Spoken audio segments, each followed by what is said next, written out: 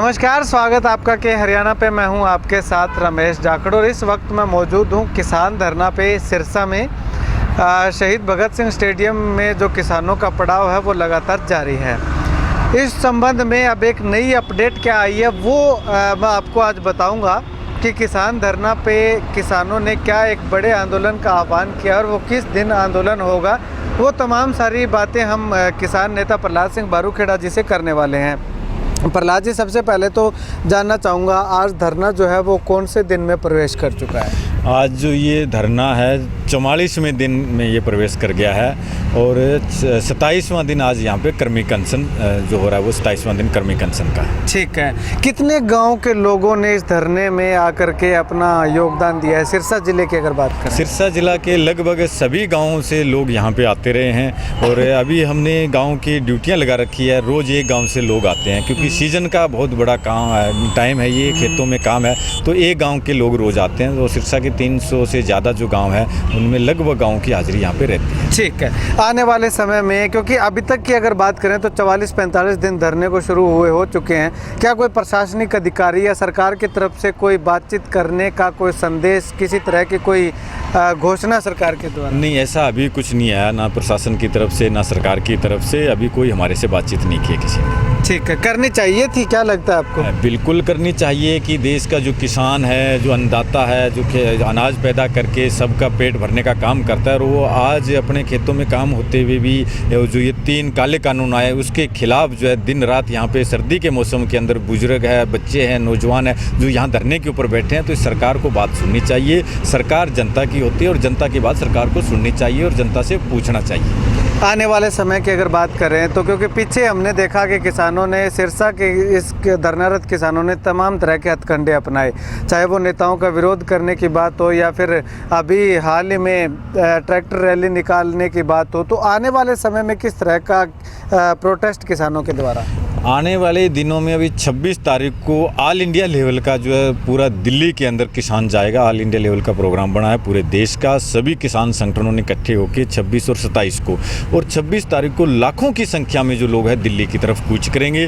सिरसा के अंदर भी हमने पूरी तैयारी कर रखी है, गाँव के अंदर टीम लगा दी है जो गाँव में जाके तैयारियाँ कर रहे हैं, लोग तैयार हो रहे हैं और एक पूरा जत्था बना के यहाँ से चलेंगे। 26 को हज़ारों की संख्या में लोग यहाँ से जाएंगे और पूरे देश से लाखों लोग दिल्ली में पहुँचेंगे। दिल्ली जाने की परमिशन किसानों को नहीं मिल पाई है अब तक, और पीछे जब पिपली की बात करें तो वहाँ पे भी परमिशन नहीं थी, किसानों को रोका गया था, लाठीचार्ज किया गया था। लेकिन इस बार भी एक अंदेशा लगाया जा रहा है कि परमिशन नहीं मिली है, तो क्या पता ऐसा भी कुछ हो जाए। तो क्या कुछ कहना चाहेंगे? परमिशन की बात है कि जो लड़ाई है वो सत्ता में जो लोग बैठे हैं वो घमंड उनके अंदर आ गया इतना, और वो अपनी जो है वो चलाने की कोशिश कर रहे हैं। जनता के ऊपर सब कुछ ज़बरदस्ती थोपने का काम किया जा रहा है और जो कंपनियां हैं बड़ी बड़ी पूरी, उन कंपनियों को देश जो है उनको सौंपने जा रहे हैं। इसके खिलाफ आज पूरे देश के अंदर आंदोलन हो रहा है। तो इसमें तो परमिशन स्वाभाविक बात है कि जिसके खिलाफ लड़ाई है वो परमिशन क्यों देंगे। और ये देश उन सत्ता में बैठे लोगों का नहीं है, ये देश के अंदर रहने वाली जनता का है। इसलिए हमें किसी की परमिशन की ज़रूरत नहीं है। हम अपनी बात कहने के लिए स्वतंत्र है और अपनी बात कहने के लिए हम दिल्ली जाएंगे। हमें परमिशन दे या ना दे, लेकिन किसान दिल्ली के अंदर जरूर जाएगा। हर हाल में हम वहाँ पे पहुँचेंगे। टकराव की स्थिति अगर पैदा होती है, क्योंकि बिना परमिशन के जाओगे, प्रशासन आपको रोकने की कोशिश करेगा, टकराव की स्थिति वहाँ पे जाहिर सी बात है उत्पन्न होगी, तो उसमें किसान क्या करेगा? पीछे हटेगा या आगे बढ़ेगा? पीछे हटने का तो अभी सवाल ही नहीं है, क्योंकि ये लड़ाई हमारे जीने और मरने की लड़ाई है। अब हम पीछे नहीं हट सकते हैं, पीछे तो इस सरकार को हटना पड़ेगा।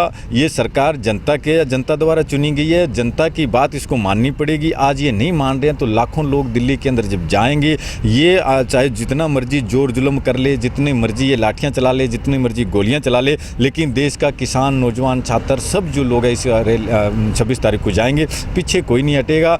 जहाँ पे जैसी स्थिति होगी 26 तारीख को, उसी टाइम मौके पे पता चलेगा कि क्या होगा क्या नहीं। लेकिन हम जा रहे हैं तो सीने में गोली खाने के लिए तैयार हैं सारे किसान, और सीने में गोली खाने के लिए जाएंगे। पीठ में कोई किसान गोली नहीं खाएगा। किसानों को एक आखिरी क्या संदेश देना चाहेंगे 26 नवंबर को लेकर? किसानों को इन्हीं पूरे देश की जनता से हम आह्वान करना चाहेंगे कि ये 26 तारीख को जो दिल्ली की तरफ कूच कर रहा है तो उसके अंदर सब वर्ग जो है वो जाने चाहिए, क्योंकि ये लड़ाई अकेले किसान की नहीं है, ये लड़ाई पूरे देश की है और देश को बचाने की लड़ाई है। आज देश को ये कंपनियों के हवाले करने जा रहे हैं और ये यहाँ पे पहले भी जो कंपनी राज रहा है दोबारा से ये कंपनी राज स्थापित करना चाह रहे हैं। इससे किसान, मजदूर, दुकानदार, छोटा का जो भी लोग हैं काम धंधे करने वाले, छोटे व्यापारी, वो सब इससे पीड़ित होंगे। इसलिए इस देश को बचाने के लिए हर वर्ग को 26 तारीख को दिल्ली पहुंचना चाहिए, यही हम देश की जनता से अपील करना चाहिए। चलिए, शुक्रिया सर बातचीत के लिए। तो यहाँ पे आपको बता दूं कि एक गांव के किसान जो हैं वो यहाँ पे डेली आते हैं।